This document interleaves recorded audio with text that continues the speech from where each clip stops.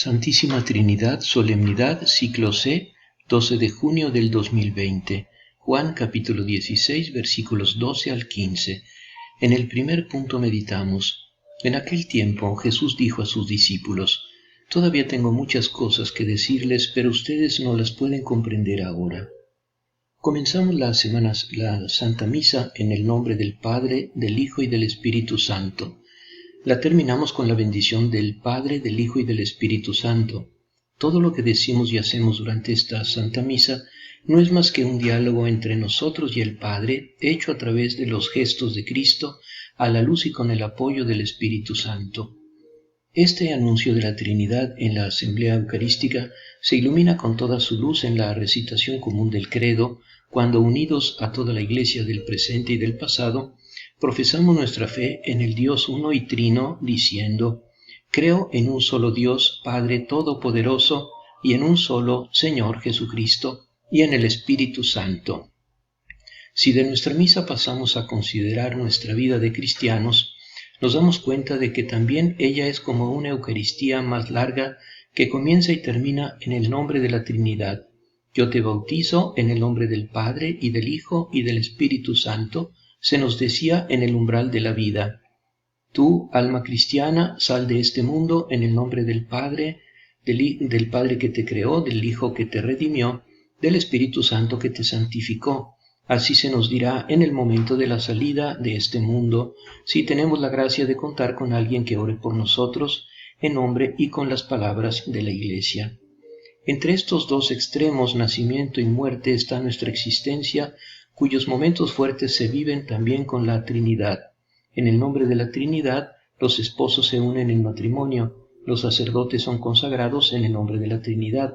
En el nombre de la Trinidad se perdonan los pecados. Toda la existencia cristiana transcurre en compañía de la Trinidad. Las tres personas están con nosotros, caminan con nosotros, pero no los reconocemos. Al final de la vida nos sucederá como a los discípulos de Emaús: habían caminado todo el camino con Jesús y no lo habían reconocido. ¡Qué pesar! Hay una manera equivocada de pensar sobre la Trinidad que nos ha impedido hasta ahora percibir la fuerza que se desprende de este misterio. Consiste en pensar la Trinidad como una cosa, como una realidad enteramente hecha y acabada en sí misma. El Padre, se imagina, engendró al principio de la eternidad al Hijo como si la eternidad tuviera un principio, y luego el Padre y el Hijo juntos insuflaron el Espíritu Santo. Así quedó constituida de una vez por todas la Trinidad, que permanece inmóvil para siempre. Pero la Trinidad no es una cosa, es un proceso, es algo que siempre está en progreso y está sucediendo ahora. En Dios todo acto es eterno, no pasajero. En Él no hay un ayer ni tampoco un mañana, sino solo un hoy eterno. Tú eres mi Hijo, hoy te he engendrado. Hoy pues el Padre engendra al Hijo, hoy ellos juntos aspiran al Espíritu Santo. Todo está en progreso, nada ha cesado. No debemos pensar en la Trinidad como un volcán extinguido, sino como un volcán activo que todavía emite llamas de luz, de sabiduría, de amor.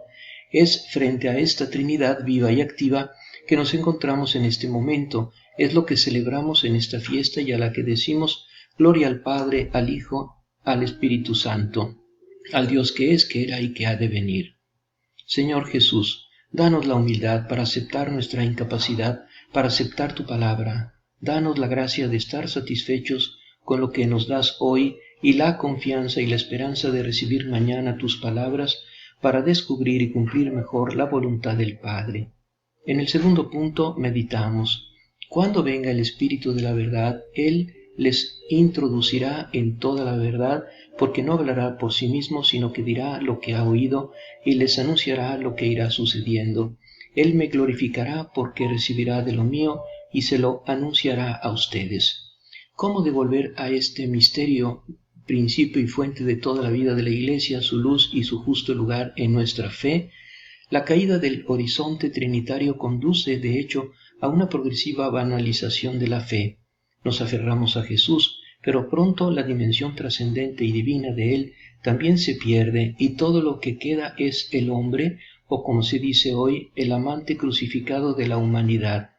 Jesús se convierte en una figura opaca, objeto solo de acaloradas e interminables discusiones, más que de la fe.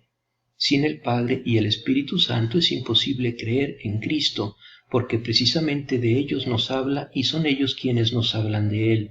Un Jesús sin su diálogo profundo e ininterrumpido con el Padre, sin su Abba, no es Jesús. Un Jesús sin el Espíritu que lo ilumina, no es el Jesús resucitado que salva y santifica a la humanidad. ¿Cómo, decíamos, hacer resplandecer este misterio como en los primeros siglos de la Iglesia? La liturgia nos ofrece el instrumento privilegiado para este camino. La lectura de la Biblia nos muestra la manifestación de la Trinidad a nosotros en el desarrollo concreto del plan de la salvación. Por la unidad de designio de esta historia se nos muestra la unidad de voluntad y naturaleza en Dios. En cambio, a través de los diferentes tiempos y las diferentes operaciones de esta historia, se nos muestra la distinción de las personas en Dios. Las tres lecturas bíblicas son como tres ventanas a través de las cuales miramos una etapa diferente en la historia de la salvación, tomándolo en acción ahora una, ahora la otra de las tres personas divinas, aunque las tres trabajen al mismo tiempo. El Evangelio nos abre una espiral de la última fase de la historia de la salvación, el tiempo de la Iglesia, cuando se manifestará la presencia del Espíritu Santo. Vendrá a la Iglesia, dice Jesús, y la conducirá a toda la verdad. Permanecerá en ella para perfeccionar la obra del Hijo y realizar toda santificación. Es la presencia que recordamos en particular el pasado domingo en la fiesta de Pentecostés, una unidad profunda mayor que cualquier unidad conocida o imaginada por nosotros, une a estas tres personas divinas. Personas es el término que usamos a falta de otro mejor, aunque sea claramente inadecuado. La Trinidad revelada a nosotros por Jesús, por tanto, no destruye la unidad de Dios, sino que la exalta. No es una retirada del monoteísmo absoluto de la Iglesia y otras religiones, por ejemplo del Islam, sino una superación. Dios nos dice, está más allá de cualquier concepto nuestro, incluso del concepto que tenemos de la unidad. En Dios la Trinidad no es división, sino riqueza. Espíritu de verdad, guíanos a toda la verdad. Haznos preferir conformar nuestra vida según la sabiduría de la palabra de Dios que viene del Padre, antes que según la sola ciencia humana. En el tercer punto meditamos: todo lo que es del Padre es mío, por eso les digo, recibirá de lo mío y se lo anunciará a ustedes. La teología llama a esta unidad una unidad de naturaleza o substancia, una substancia, tres personas. Para la Biblia, en cambio, se trata de una unidad más dinámica y de la coexistencia o interpretación de cada una de las tres personas en las otras dos. Yo estoy en el Padre y el Padre está en mí. El Padre y yo somos uno. A través de cada una de las personas divinas recurrimos a toda la Trinidad. Recibiendo la Eucaristía, recibimos la persona del Hijo Jesucristo, en quien habita corporalmente toda la plenitud de la divinidad. Por lo tanto, recibimos toda la Trinidad. Esta unidad profunda del Padre, del Hijo y del Espíritu Santo entre ellos se manifiesta en la historia de la salvación, en el hecho de que cada una de las tres personas se revela revelando a las otras dos. No habla de sí mismo sino del otro y está hablando del otro que se da a conocer.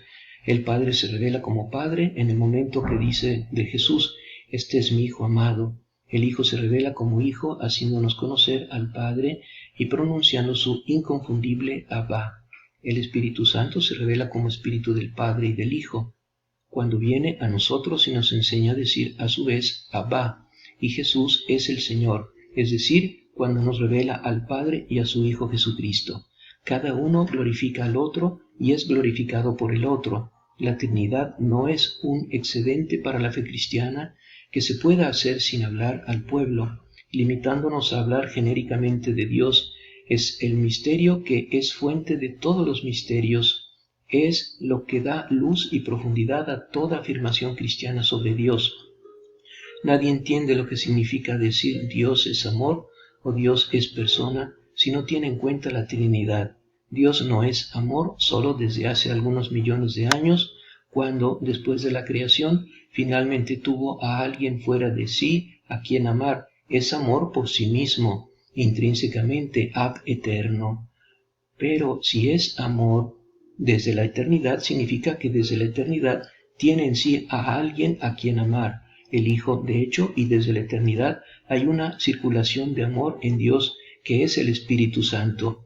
Dios no necesitaba el tú del hombre para amar a alguien y estar en relación con alguien y así ser una persona.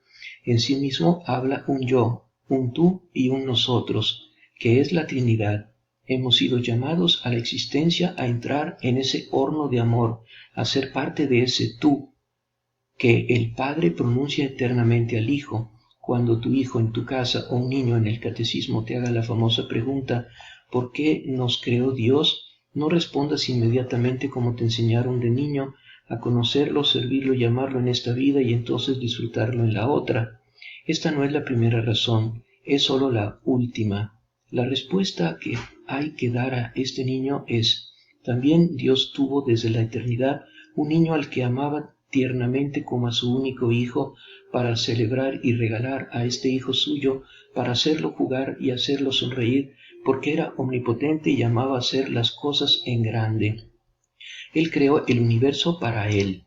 Ahora que nos hemos descubierto, puestos en la existencia por la Trinidad y destinados a volver a ella, anticipamos este retorno universal al Padre en la oración, gritándole desde lejos como el hijo pródigo que se acercaba a la casa de su padre. Abba, Padre. Jesús nos habló de ti, oh buen Padre, hasta hacernos sentir tanta nostalgia de ti, tanto deseo de ver tu rostro oculto.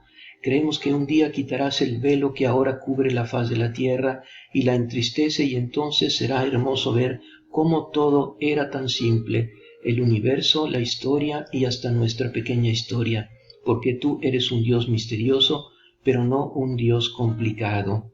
A partir de ahora, acéptanos como tuyos, atráenos con tu dulce Espíritu Santo para que no nos perdamos en el tramo del camino que nos queda por recorrer, sino que corramos como guiados por el olor de su ungüento. Actúa ahora en esa zarza ardiente donde tú, oh Trinidad, estás a punto de reunirnos y venir a nuestro encuentro, en el cuerpo y la sangre de Jesucristo. María, Madre de Dios y Madre nuestra, que supiste acoger al Hijo de Dios en tu corazón y en tu seno virginal, concédenos la gracia de acoger a Jesús para convertirnos en verdaderos hijos del mismo Padre y de la misma Madre. Amén.